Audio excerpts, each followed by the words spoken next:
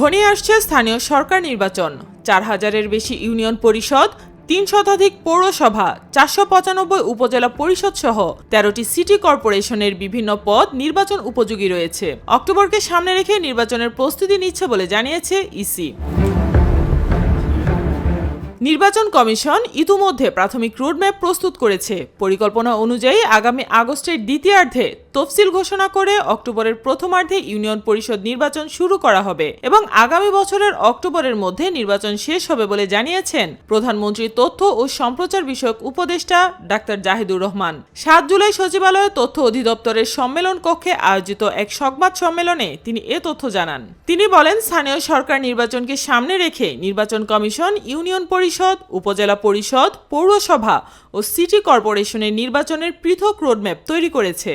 চলতি মাসের শেষ নাগাদ এসব রোডম্যাপ চূড়ান্ত করে প্রকাশ করা হতে পারে।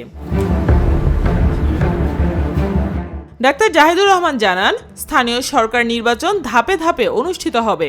এ লক্ষ্যে সারা দেশকে হাওর ও উত্তর পূর্বাঞ্চল, পার্বত্য ও উপকূলীয় অঞ্চল, নদীপ্রধান ও চরাঞ্চল এবং সমতল ও শহরাঞ্চল এই ৪ ভাগে ভাগ করে নির্বাচন আয়োজনের পরিকল্পনা করা হয়েছে। হাওড় ও উত্তর পূর্বাঞ্চলের ইউনিয়ন পরিষদ নির্বাচন দিয়েই ভোট গ্রহণ শুরু হতে পারে বলে জানান তিনি। ডাক্তার জাহিদ আরও বলেন, স্থানীয় সরকার নির্বাচন নিয়ে নানা ধরনের জল্পনা থাকলেও সরকার শুরু থেকেই এবছর নির্বাচন শুরুর বিষয়ে অঙ্গীকারবদ্ধ ছিল।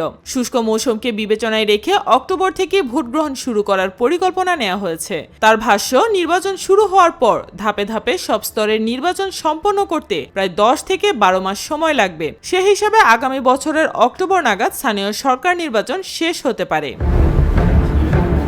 সাইমা আক্তার, নিরপেক্ষ। নিরপেক্ষ, সত্য প্রকাশে আপোষহীন।